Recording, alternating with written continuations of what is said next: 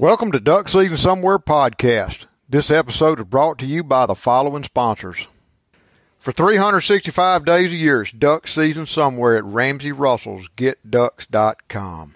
The world of duck hunting is way bigger than our backyard. The very best duck hunts in Argentina and Mexico are only the beginning. We specialize exclusively in 6 continents worth of proven waterfowl hunting adventures.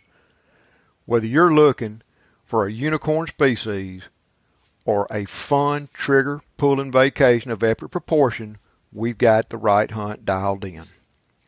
Real duck hunts and authentic experiences for serious duck hunters.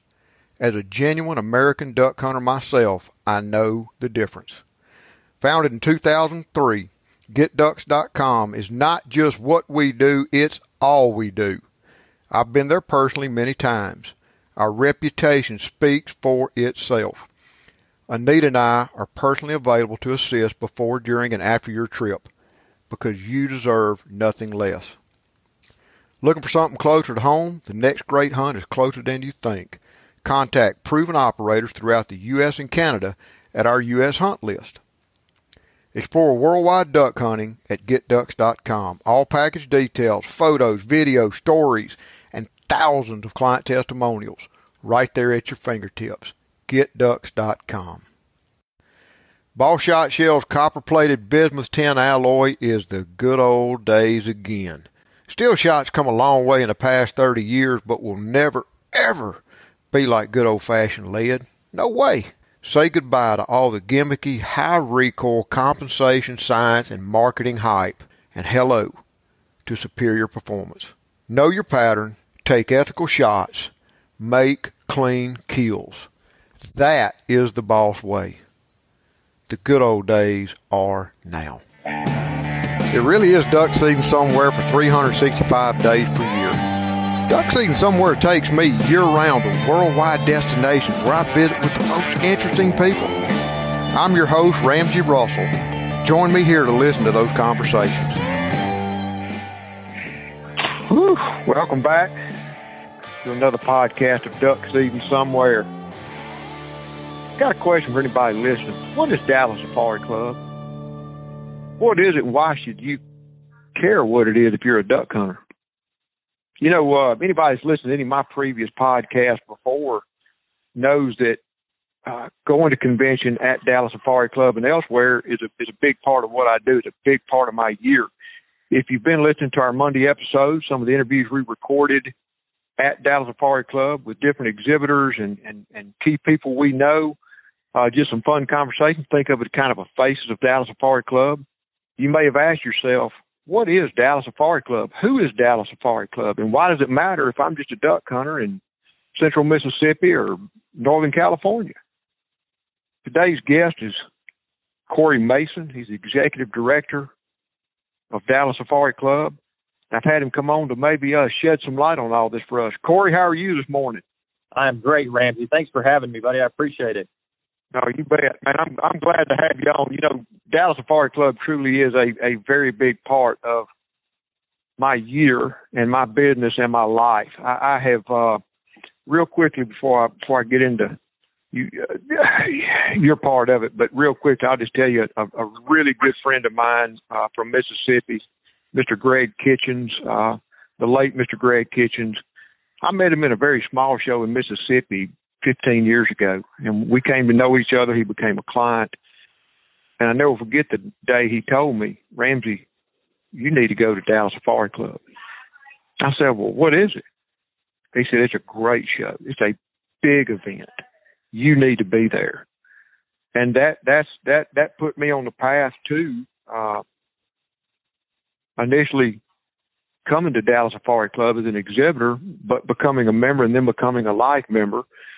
And this past January was our 10th year as an exhibitor, our 5th year as a life member. And I've gained an awareness, but I've developed a bunch of friends. You know, part of going to convention is not just clients coming in to ask about going duck hunting somewhere, Corey. It's friends, it's clients that have been with you for 10 years or people you've known and friendships you've built. But it starts out in the back parking lot with your volunteers. I've got Dallas Park Club volunteer friends I stay in touch with all year long. And I always look forward to it. I skip breakfast. On setup day because I know I'm fixing to eat some barbecue for breakfast at about 8 o'clock in the morning. But so thank you for being here. Thank you for your time, Corey. Tell me this. Let's start this way. Who is Corey Mason? Who are you? Where are you from? What's your background? Well, I appreciate you having me, Ramsey. Thanks for that. And I'm going to kind of tee it off there with sort of who am I? I'll start that off with I am a Christian. I'm a hunter. I'm a certified wildlife biologist, father, husband, all those attributes. But I was born and raised in the panhandle, southern panhandle of Texas, to farm and ranch and oil family out there, and grew up behind bird dogs, chasing dove and ducks and quail, and had a great influence of a father and grandfathers that really loved the outdoors and everything about it. And that really shaped my life in the sense of growing up with one grandfather that was a farmer and rancher, and formed in me a very strong and personal relationship with land and land ethic and wildlife and land stewardship, and a hunter and a father that's hunted all over the world since. And I've had the great privilege of trailing behind him and getting to hunt in a lot of unique places. And my formative career, it really pushed me with the desire to spend my life in wildlife conservation, and pursued that through undergraduate and graduate school. So my life, and I know we'll talk about it in more detail in a bit, but my life has been dedicated to wildlife conservation from a very early age. That's incredible. So what did you grow up hunting, and when did you grow up hunting in the southern panhandle? Yeah, so I grew up hunting quail and dove, probably the most. Wow. Yeah, and some of the dove hunting out there in that part of the world is some of the best anywhere. You know, you get around a little livestock pond, and an hour before dark, the dove come just pouring in, and it's a great time. And my grandfather had a farm in Steel Doves in Scurry County, which is, for those that are quail hunters, know that part of the state is, obviously, quail populations are up and down as they are anywhere else, but that part of the state of Texas is known for great bobwhite quail hunting, and so got to spend a lot of time behind bird dogs out there, and so that was in the early '80s, and hunting was really good. A lot of land conversion from large mass producing cotton and sorghum farms out there to more. Started to see a transition in that landscape into recognizing the value of wildlife habitat and the value of those quail leases all of a sudden influencing what that landscape looked like. And it's a different world now than it was 20 and 30 years ago for sure. And you got into wildlife management. Did you go to college for wildlife management? I did. I went to college in East Texas at Stephen F. Austin State University. I got a bachelor's degree in wildlife management, minors in animal science and biology. And upon graduating with my undergraduate degree, I went to work out west, New Mexico, primarily in far western Texas, for an outfitter and a landowner that controlled a lot of property out there, was a big oilman. And I guided hunts for a few years in New Mexico as a licensed guide for elk and deer and bear a little bit, aoudad, pronghorn, and then stayed in touch with my graduate professor and went back to graduate school there in Stephen F. Austin. And with my focus there, again, remaining pretty true to my background and lots of bird hunting, and focused in graduate school on a waterfowl project for my grad project. Oh, wow.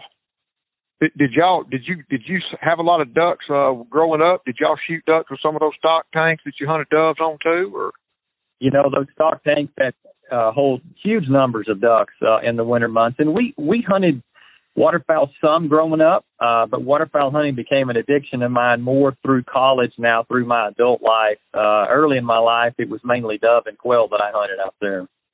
What was your thesis or your graduate research on specific to waterfowl?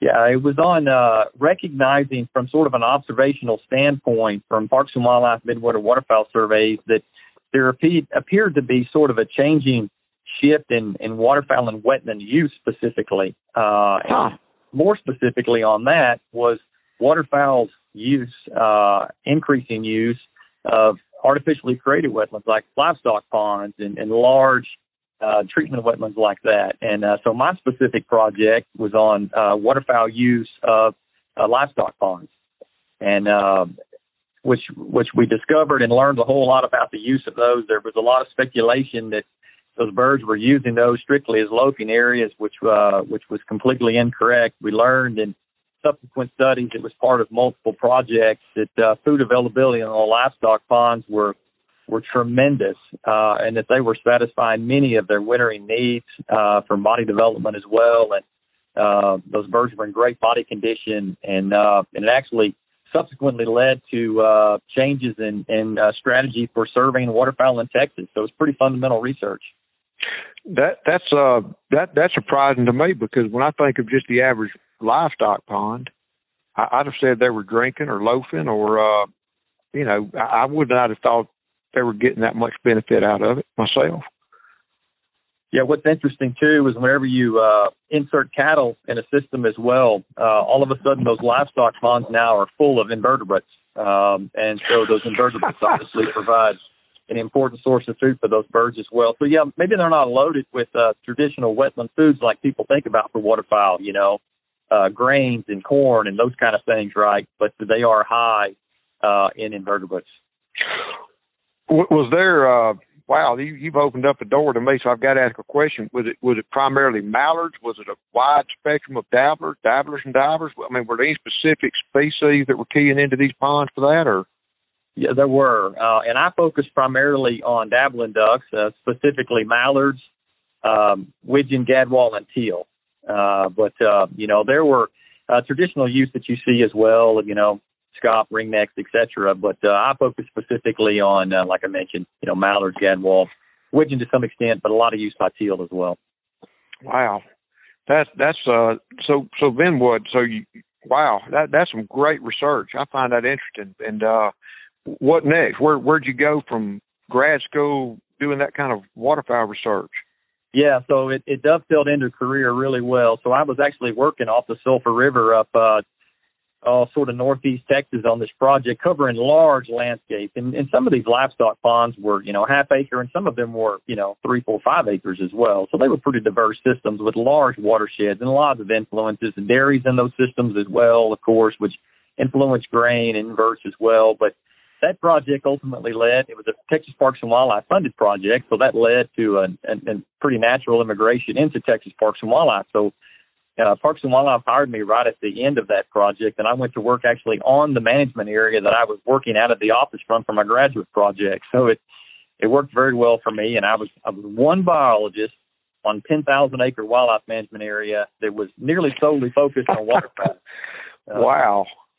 So I got to play with a beautiful complex system of moist soil management units there, some green tree reservoirs as well, and duck hunted just about every day of the week in the morning before the day started.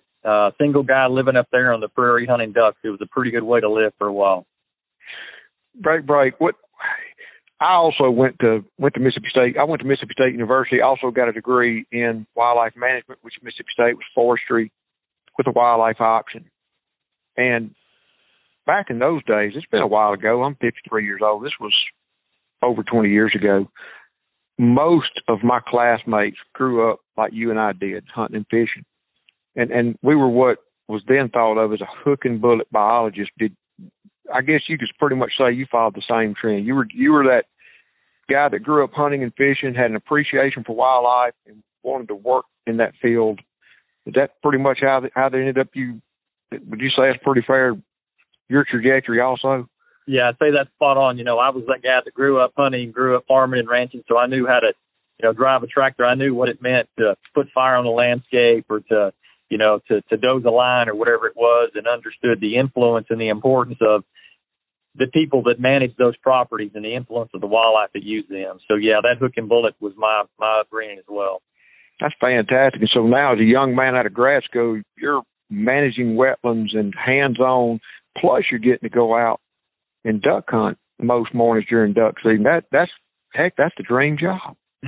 It was a great gig, and along with that, I had the opportunity to implement needed research on these properties, from everything from waterfowl, and we continued down to monarch butterfly research, and then I moved that forward, and then I took my next step in my career with Texas Parks and Wildlife and moved to another waterfowl-centric property that was off the Trinity River that had this incredibly well-managed and developing system of water reuse wetlands. And what that was, the concept was, is that the Trinity River is essentially wastewater effluent coming out of Dallas-Fort Worth.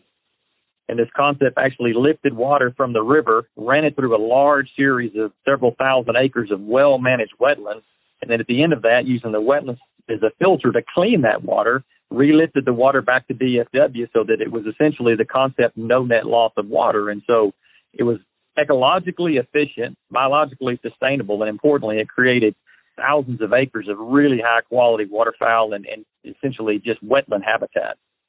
Man, that's incredible. That's win-win for everybody, isn't it? It's a great project, and it actually served as a model of projects around North America, and we got to give that tour of that project to obviously lots of school groups, lots of college groups, and a lot of people that were looking at it to adapt that model and use it around the U.S., and it's become a kind of a poster child project. Really proud of it. Very good. Well, break. You mentioned monarch butterflies. Now, look, I know what a monarch butterfly. We all do, man. A little orange and black butterfly that flits around here in Mississippi sometimes and gets on certain food sources. But way back when I was in wildlife program, I worked down in on a big ranch that straddled Dimmitt, LaSalle, Webb County.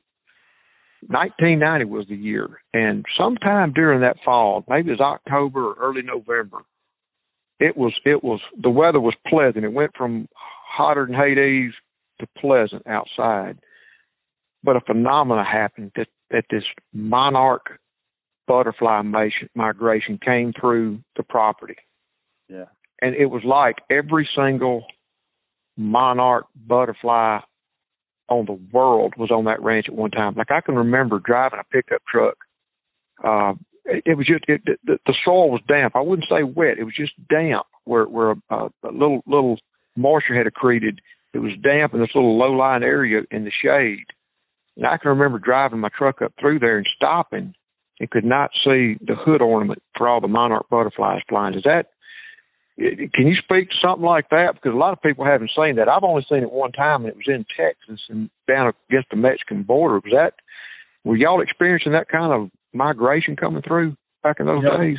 I have not witnessed something that spectacular. And, our project was sort of aimed on the inverse of the back end of that, in the sense of that prairie up there where we were doing our work on our WMA. And again, we had a lot of prairie soils, and of course we applied a lot of prescribed fire, but really addressing the fact that a lot of these pollinators are decreasing at sort of a significant scale. And so we were addressing some of those indicators in which we could influence, essentially things like milkweed production.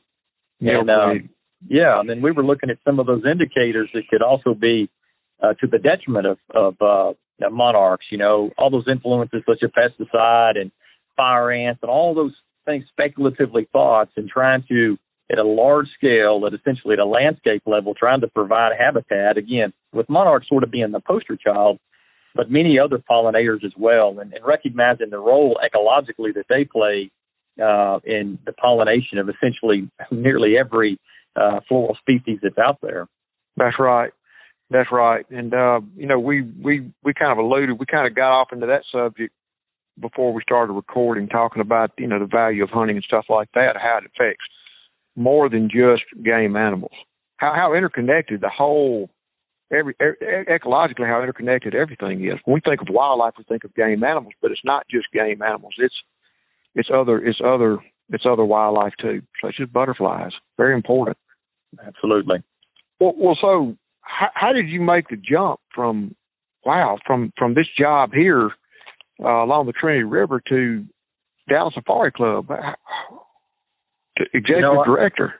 I even had a couple of more steps in there that's even more migratory bird focused. So when I finished that time on the WMA, then I actually served for a few years as the East Texas waterfowl and wetlands biologist. Was in that position for a few years, and then actually served as the migratory shore and upland game bird program leader for the state of Texas, and worked on from banding projects to working closely with the Fish and Wildlife Service and flyways and tech committees and all those kinds of things.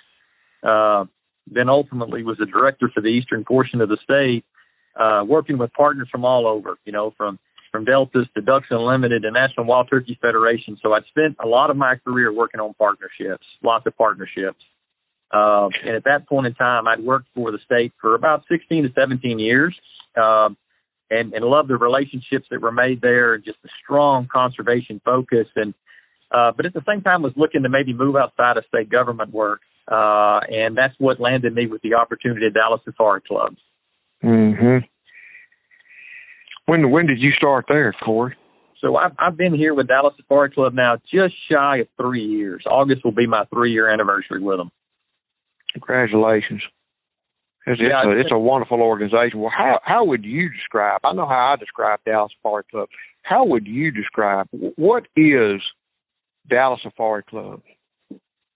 Well, I appreciate that opportunity to really hit that. I'm a very focused individual and kind of very goal-driven, and that's one of the things that really pulled my eyes to DSC. When I look at what the organization is, and I say with 100% confidence that it's probably one of the most focused conservation organizations out there. And maybe when you look at a gamut of projects, and I say focused, you think, well, how could you say focused? Because when you look at the conservation footprint of an organization like DSC, and it's extremely broad, and it varies from, our very strong support to Delta waterfowl projects, to pronghorn restoration out western U.S., to black bear and grizzly bear research and litigation, to anti-poaching and lion work in Africa.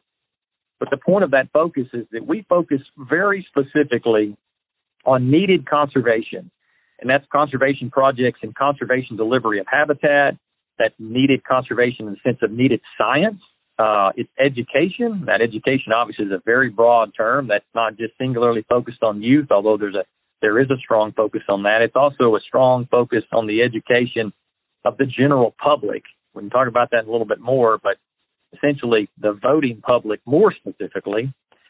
And kind of the last tenet of our mission is, conservation education with the last is advocacy. And advocacy is what many people think it is, essentially. It is getting in front of those that are making decision policymakers. And more specifically, we could look at it as the State House legislature or the U.S. legislature, or maybe the EU Parliament or the Canadian Parliament, or many places around the world in which we very actively work, for them to really empirically clearly understand the role of the conservation through hunting model and the role of hunter and conservation. Whew, wow, that's a big job. That's a big undertaking, Corey. It is a big undertaking. It's an understatement. When was Dallas Safari Club started? It was started in 1982. Y'all come a long way since I graduated high school. Yeah, we have. And we talk about, people ask about DSC and Dallas Safari Club and the emphasis on Dallas, and I address that question a lot. And what I kind of relate to people, from 1982, it started in Dallas, Texas. And now Dallas is our headquarters, and our footprint is all over the world. Yep. How many... Is it just one chapter, Dallas, or y'all got other chapters around the country, or other chapters forming? We do. So obviously Dallas Safari Club, DSC proper, is the parent organization, but we have about 12 to 14 chapters. Our chapter system is essentially not quite brand new, but it's close to fair to say brand new. We have, again, about 12 to 13 chapters and another one in queue right now. That are across North America. We have purposely self-regulated and not built any international chapters yet, to make sure that we've built a really solid framework here so that we can provide a really close level of care and support to our chapters. And that's really one of the things that I think makes this organization, really unique, in the fact that it's built really strongly on relationships, trust, partnerships. We do not have a large staff. We have a staff of 15. But our conservation footprint is comparable to those organizations that have, 5 and 10 times that number of staff, because we work and leverage our partnerships, and we do what we do best, and we rely on those around us to do what they do best, and work in concert with them. So we're not, redundant in effort. Right. Can you, y'all generate conservation dollars through convention? We do. Our annual convention is our annual fundraiser. It occurs in early January. And that convention is many things, and you're right in the middle of it, Ramsey, so you can keep me honest here. But I think one of the things that people appreciate when they come is it's really a celebration. It's a celebration of a lot of things. Oh, boy. It's a celebration of a way of life. It's a celebration of conservation and the hunter's role in conservation and the camaraderie that comes from our community, the hunting community and the outdoor community. And during that convention, we bring in people from all over the world. We had ministers from 8 or 10 countries. We have, obviously, federal legislature that participates in our convention. And we have the ecological footprint of what's in that room, as every continent is represented, every way of life, many languages and many flags, that's for sure, that are represented. But it is our annual fundraiser. And from that, that's what funds our conservation efforts for the year. And just sort of as a benchmark, this last year we granted about $2.5 million in conservation-focused grants. Wow. And I'm sure y'all are able to leverage some of that into even more through some of these partnerships and relationships you're talking about.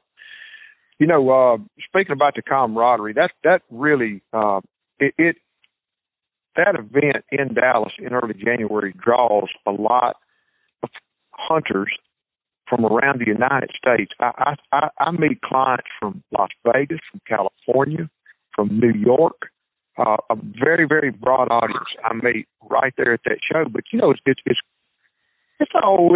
7 hours down the interstate from Mississippi, and it's crazy how many people from Mississippi I only see at Dallas Safari Club. If you see what I'm saying, I mean, I family members or friends from way back when that I touch base with every year at Dallas Safari Club. And it's I couldn't have said it any better than that camaraderie.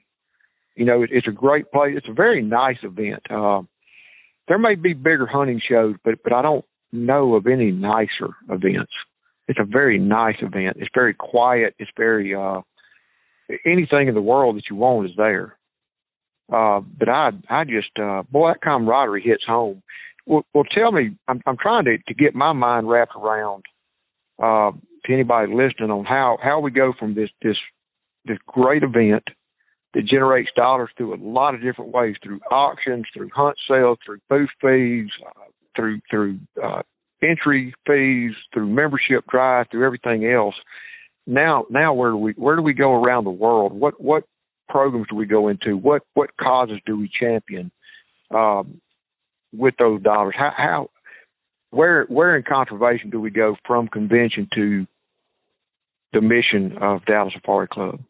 Absolutely. So, we have a focus. We have a conservation advisory board that we use to help us, prioritize and focus where we spend these dollars. But we also have a really good pulse just because of our very active work with, organizations around the world, hunting organizations, conservation organizations proper, and our partners around the world have an understanding of, long-standing needs, emerging needs, as well as just those long-term projects in which we engage in. And, those really become prioritized in the sense, like I mentioned, last year we granted over $2.5 million in grants for conservation needs. And I think when someone has an understanding of where we're spending those dollars, it maybe kind of paints a little bit clearer picture of what our focus is. And it's a very pure conservation focus. And I know from a name like DSC, there could be an affinity for people to think, well, this is an organization that just represents, international hunts and you know what? That may be fair in some sense, but through time and cyclically, as we address emerging and ongoing issues, we certainly spend a fair amount of our revenue in Africa on needed research, working with ministries there on anti-poaching. And one of the reasons is because it is a battleground. It is a battleground for anti-sustainable use and anti-hunting organizations that they see that as the opportunity, as a battleground to start slowly taking those fights away from the hunting community. And if that's lion or elephant hunting, we're in those fights. We're present in the room. I attend the global conservation summits like the World Conservation Congress. It was supposed to occur in June in France with the IUCN. Last year I was in Geneva, Switzerland, attending CITES. And the importance of that is that we are that voice in the room to talk about the need for well-regulated legal hunting and sustainable use as a whole. And so we try to be sort of the tip of that spear in those fights that are happening internationally, as well as those that are occurring locally. For example, where the British Columbia government took grizzly bear hunting from them, not based on science, but based on essentially a political whim, if you will. And emotional politics. Exactly right. So you look at that scope of work from those types of things, again, back to the fact that we're working with, on a landscape level scale, if it's quail restoration or maybe it's a pronghorn restoration project that needs to take place in the western U.S., and we're working with state conservation agencies and other partners. Maybe we're partnering with the Wild Sheep Foundation on some projects right now in Mexico that we're restoring sheep on the mountain in habitat that were formerly occupied by sheep that are no longer. And again, we've had a long-standing relationship with Delta Waterfowl and a lot of their research as well that we've supported strongly through the years. And so we have a very diverse portfolio, if you will, from a conservation perspective in which we engage in. Absolutely. Pursuant to just what I do, I travel a lot. I go to a lot of countries. I think always when I start thinking about those anti-hunting, anti-sustainable use type models, when I think that, only because I've traveled to some of these countries have I gained a little inkling of perspective. Like everybody else listening, like you, like a lot of us, I just grew up hunting in my backyard, in my state, and a lot of us still do just hunt real close to home. But it is a big world, and as you travel, you start seeing hunting in other countries. But then you begin to put together the fact that hunting all over the world is kind of all the hunters in the same lifeboat. For example, when I think of anti-hunting, I always think of Netherlands, and I always think of Australia. Mm-hmm. And surprisingly, I started thinking of South Africa. It's unbelievable the amount of anti-hunting vitriol that comes out of South African mouth. Not the guys that are out there hunting and doing the concessions, but out of South Africans themselves. It goes back to this anti-hunting, and it might be hard for somebody sitting here in the United States to consider that we have anti-forces at work, that as hunting for rhinoceros, as hunting for elephants or lions or somewhere, geese in the Netherlands, ducks in Australia, as it becomes increasingly legislated, it's like urban encroachment coming up to your little suburban neighborhood. It's getting closer to home. And when you start thinking along those lines, for example, I'll ask you this because you're right there on the front line fighting the fight. But we start talking about hunting African lions or hunting elephants. They're because there's commodity value in wildlife that hunting brings. Our recreational interest plays commodity value. That commodity value, is really why the North American model, it's really why we're hunting it is valuable, and a community anywhere in the world can look at this animal and say, this is valuable to me and to my community, so we're going to manage for it instead of extirpate it. Things of no value don't last very long on Earth. We hunters put wildlife, commodity value on wildlife. I'd say that. But in the instance of, say, Africa, I know that there's a lot of American influences, U.S. Fish and Wildlife Service import laws that are going into play. And, and as I look at it, as a simple regular guy, as I look at saying, okay, my government precluding the import of trophies into this country, African trophies into this country, it displaces a lot of that commodity value. Is that a fair assessment?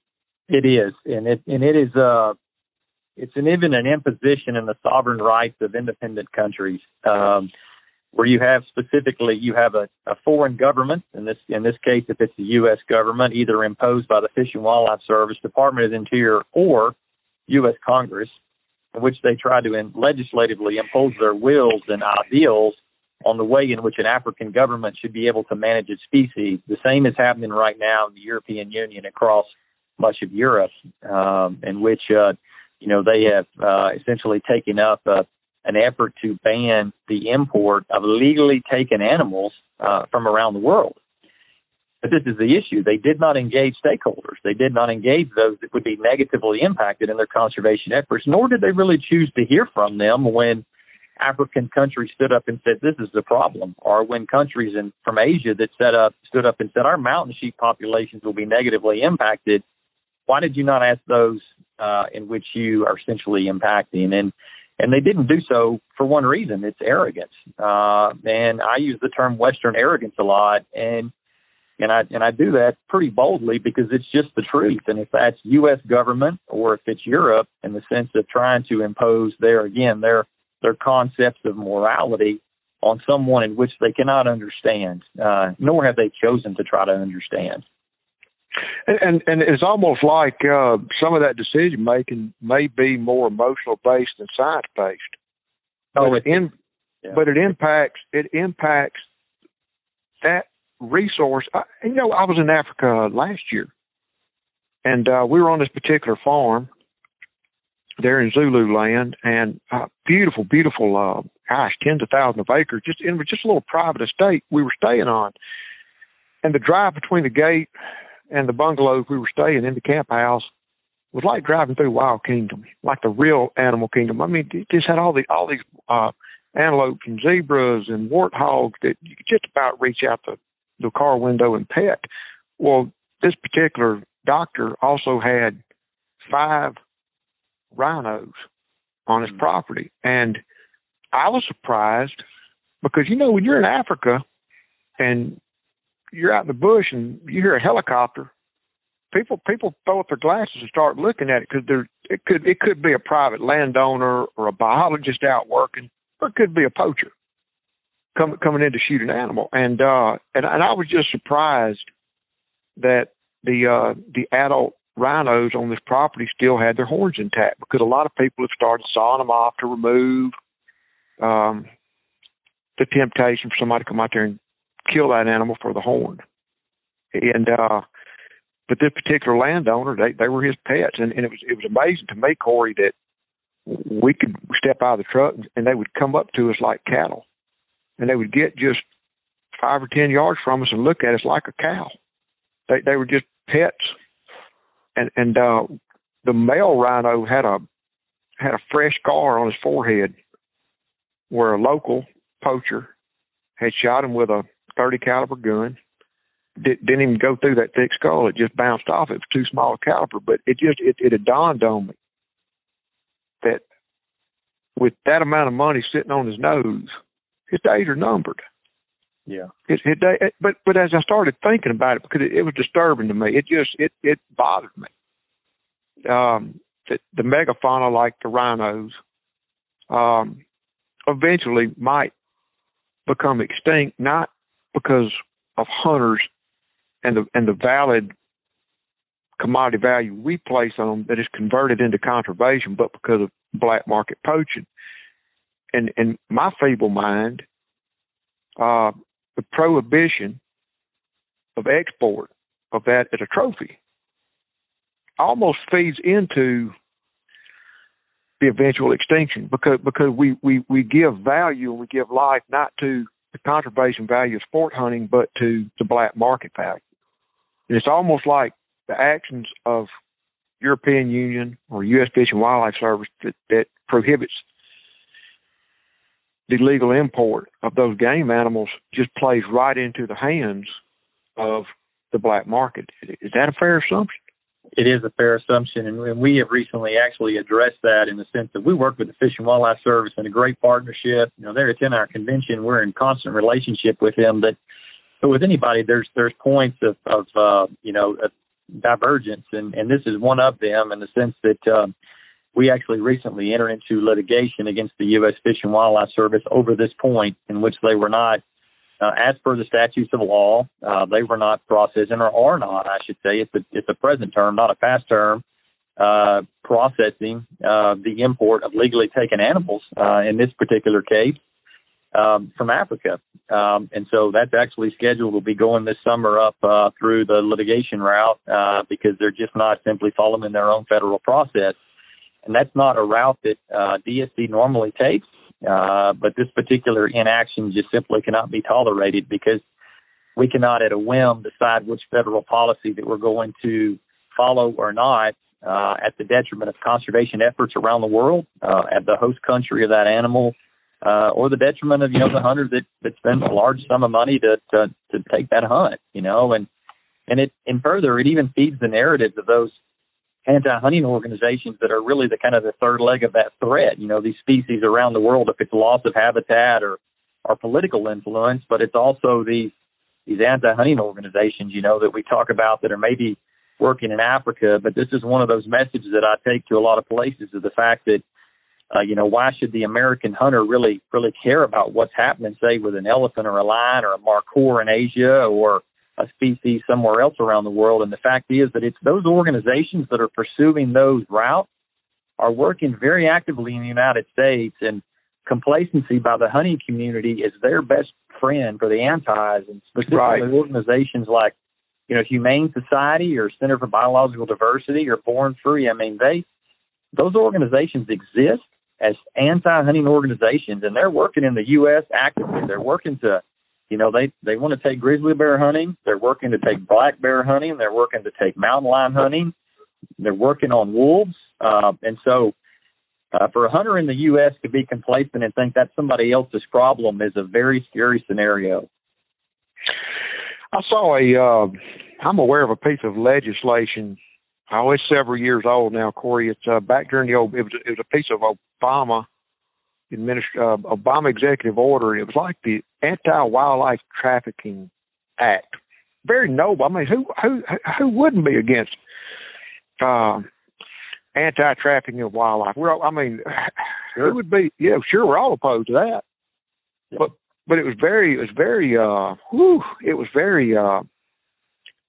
very generally written to protect iconic species.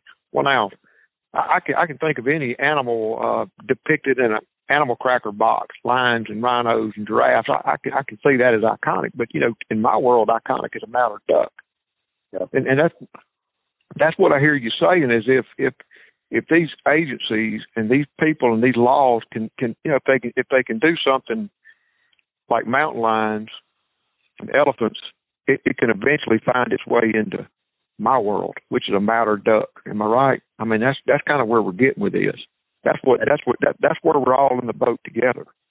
That's exactly right. That's where the hunting community has to stand shoulder to shoulder. And to use a very current, relevant example, is this COVID crisis, in the sense of these organizations. And actually, I've seen a couple of pieces of federal legislation right now that are in the process of being developed to completely restrict and prohibit the trade of wildlife. And again, on the surface, there's probably not a hunter out there that would say, absolutely, we're the first in line to pay for anti-poaching initiatives, or a state game warden, or a provincial government's, gamekeeper, or whatever word you want to use around the world. But at the same time, these ambiguous terms that can be applied in various scenarios when it fits the situation, to now further restrict legally taken animals, and that trade that's regulated by CITES, in which you have pieces of legislation that's trying to impose. And so we've seen these organizations now use COVID as an opportunity to try to cease wildlife trade, working backwards from the fact that, there's suspicion that at least a root cause of it come from what they call a wet market in China from a bat. And so now they've used that as a giant springboard to say that wildlife trade should be prohibited across the world, period. That's a problem. When they first started talking this COVID stuff, they were talking origins in pangolins, which is kind of like an Asian version of an armadillo. Pretty interesting animal. I've actually seen one in captivity, and they'd roll up like a ball, and you just push them along. I mean, they're very docile animals, but it's also, pangolin happened to be the most poached animal on Earth. And I wonder, that narrative could have been coming from some of those anti-organizations. Yeah. Now that I think about it, now that you put it this way, what wow, we've kind of danced all over about why hunting is important to conservation and how Dallas Safari Club is involved. In fact, I will just follow up to say that I was only aware, as a normal person that doesn't read the Federal Digest and am otherwise unaware of that kind of stuff, I was only aware of that piece of Obama executive order only because Dallas Safari Club publicized it in their magazines. So y'all do get the word out on a lot of things. A lot of us may not be otherwise aware. Wow. Corey, how would you speak to the regular guy, the ordinary hunter, the guys like myself that, that just are duck hunting back home or white-tailed deer hunting, or just maybe we don't travel as internationally? How would you speak to them? How can people like us become meaningfully involved in protecting hunting and conservation? How would you speak to somebody like that? Absolutely. I think one of the travesties that I see as I move around the U.S. and around the world speaking at various capacities is a complacency by hunters. And then I'll address the opportunity on the back end, but it's a complacency to think, I only hunt waterfowl, or I only hunt white-tailed deer, small game, squirrels, rabbits, whatever it might be. And so, that's really not my problem. And I've done this for, fill in the blank, 20 years, 40 years. And so my way of life really isn't under threat. And the complacency in that thought is one that's just simply incorrect, in the sense of understanding that those threats to the conservation through hunting model and our ability to go out and enjoy on a weekend or through the whole season with our trusted firearm and hopefully our hunting dog with us, it's constantly under threat. And it's under threat at a state level. Legislation, like you mentioned, that's currently in place in Connecticut and California, and in Florida and various places like that get pretty close to home pretty quickly, or it's under threat by legislation that's in Washington, D.C.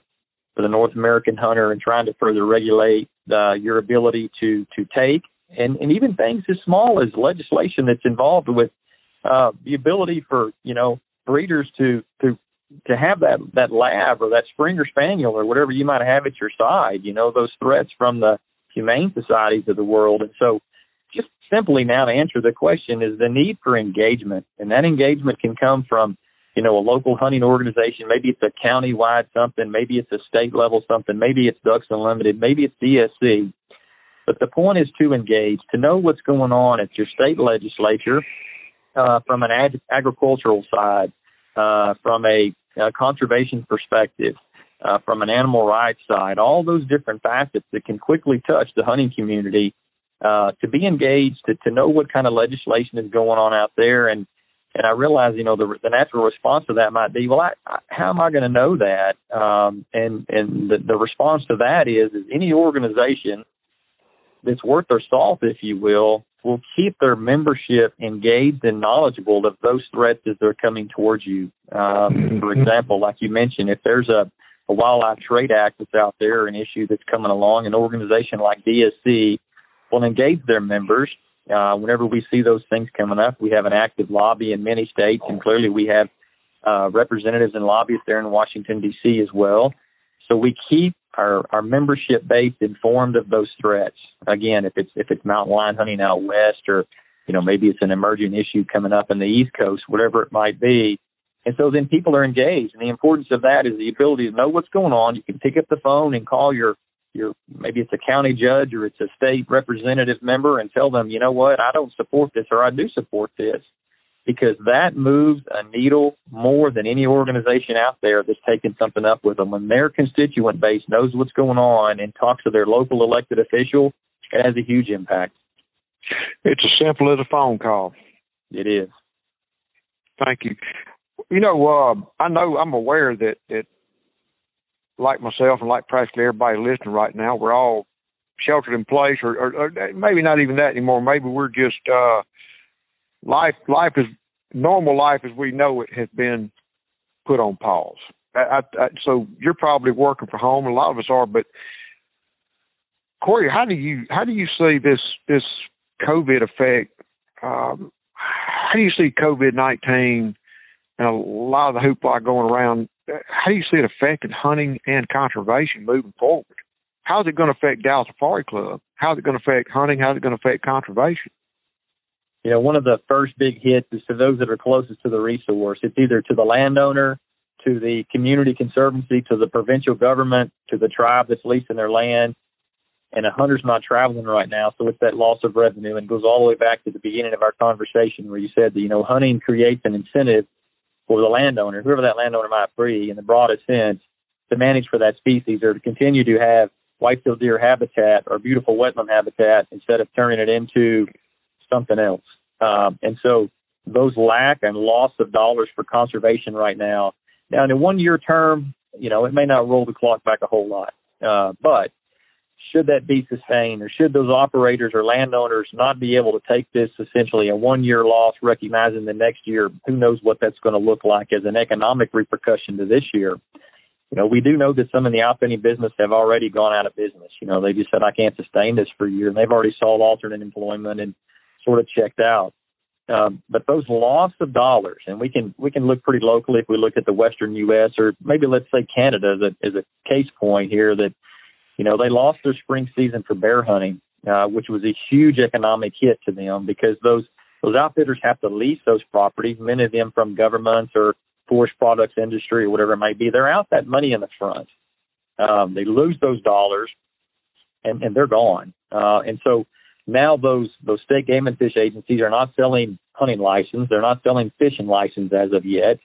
And those local cafes, et cetera, you know, aren't feeding hamburgers to those people that are in country and the local hotels, et cetera. So it has a huge trickle-down effect through their system. But when those state agencies and provincial governments do not have the conservation dollars that come in through, on the North American side, like, say, Pittman-Robertson Act, number one, it starts crippling the game and fish agency's ability to do their business. And so then we lose biological data. We lose the ability to work with landowners and work with partners. And that same model can be applied around the world. And so that very short-term loss of dollars can have a huge impact. You know, maybe they look at staff reductions. Well, then the next time, you know, from that, now there's less wildlife staff to go out there to work for the landowner or, you know, give advice and guidance to somebody else on how to manage their property. So it's going to have a significant impact. Hopefully it's for the short term, but it's something that we'll feel for the next few years for sure. Oh, yeah, we sure will. Corey, I thank you for your time. What's the best way? I can answer this. Guys, Corey, thank you for your time. Guys, y'all check out Dallas Safari Club at official_DSC on Instagram, on Facebook. Of course, you can keep on following us at Ramsey Russell Get Ducks. Thank y'all for listening. Corey, you have given everybody a lot to think about today. You certainly given me a lot to think about. And, thanks for letting me join you. Oh, man, I appreciate having you. And, hey, I know y'all are busy at convention time, Corey, but if you get a chance to swing by the booth and say hello for a cup of coffee, I'd look forward to shaking your hand next time I'm down that way. That'd be great. I'd enjoy that. Thank you, sir. Yeah, thanks.